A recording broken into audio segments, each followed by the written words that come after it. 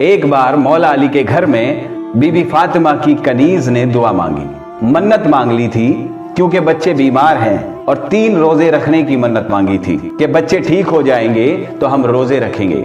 बच्चे सही हो गए, हसनैन करीमैन सही हो गए। अब मन्नत पूरी करनी थी कि रोजा रखें। रोजे में इफ्तार क्या करें? हजरत अली रजी अल्लाह ताला अन्हु आटा लेकर आए, 5 रोटियां उसमें बनी। कितनी? 5। घर में भी 5 ही लोग थे, हजरत अली, हजरत फातिमा, हसन और हुसैन और कनीज फिजा। 5 रोटियां बनी, लेकिन इफ्तारी के लिए बैठे थे। उसी वक्त बाहर से किसी फकीर ने आवाज दी, मिस्कीन हूँ, मुझे कोई खिला दे। सैयदा कायनात ने वो 5 रोटियां उठाकर उसकी झोली में डाल दी, पानी पी करके इफ्तार किया। मन्नत का 1 रोजा पूरा हुआ। 2 रोजे और थे। रोजे की हालत में हजरत अली फिर काम के लिए चले गए बागीचे में जहां वो काम करते थे। 2 दरहम लेकर के फिर आटा लेकर आए। आज दस्तरखान पर दूसरे दिन का रोजा है। यहाँ पहले रोजे के दिन चक्कर आते हैं, दूसरे दिन का आलम क्या होगा? दूसरे दिन फिर दस्तरखान पे 5 ही रोटियां थी। एक यतीम बच्चा आकर के खड़ा हो गया। फिर दूसरे दिन कहा, अहले बैत का घराना है, कोई मुझे खिला सकता है? सैयदा कायनात ने फिर से 5 रोटी उठाकर उसको दे दी। ये नहीं सोचा कि 1 दे देते हैं, 4 रख लेते हैं, नहीं, ऐसा नहीं सोचा। पानी पी कर रोजा अफ्तार किया। अब रोजा तीसरा है और तीसरे दिन भी काम करने के लिए गए। तीसरे दिन भी आए मजदूरी लेकर और फिर 5 रोटियां बनी। आज इफ्तार के लिए बैठे थे तो जेल से छूटा हुआ एक कैदी आ गया।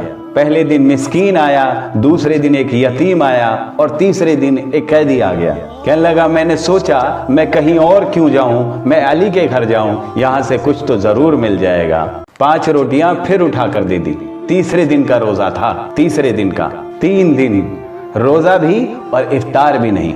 क्या हालत होगी सोचो जरा। हैदर कर्रार की ताकत का तुम अंदाजा नहीं लगा सकते। सेम वही चीज जो उस्मान गनी की दौलत का तुम अंदाजा नहीं लगा सकते, उसी तरह हैदर कर्रार की ताकत भी समझ में नहीं आएगी। उनका कैलकुलेशन नहीं हो पाएगा माल का, और इनको तोलने वाला कोई वजन नहीं हो सकेगा जो इनकी ताकत का अंदाजा लगा सके। उस दिन भी बगैर इफ्तार किए, बगैर इफ्तार में कुछ खाए, पानी पीकर इफ्तार किया था, लेकिन पेट कमर को लग गया। बच्चे एक कोने में बैठे हुए हैं। रसूल करीम सल्लल्लाहु अलैहि वसल्लम घर में आए। बात करने की ताकत नहीं थी। हुजूर ने पूछा, ये क्या हाल है? इधर नबी करीम सल्लल्लाहु अलैहि वसल्लम पूछ रहे थे, जिब्रील अमीन आयत लेकर आ गए, रसूल अल्लाह, ये वो घराना है अल्लाह की मोहब्बत में कभी मिस्कीन को खिलाता है, कभी यतीम को खिलाता है और कभी जेल से रिहा होने वालों को खिलाता है। और अल्लाह इनका इम्तिहान ले रहा था।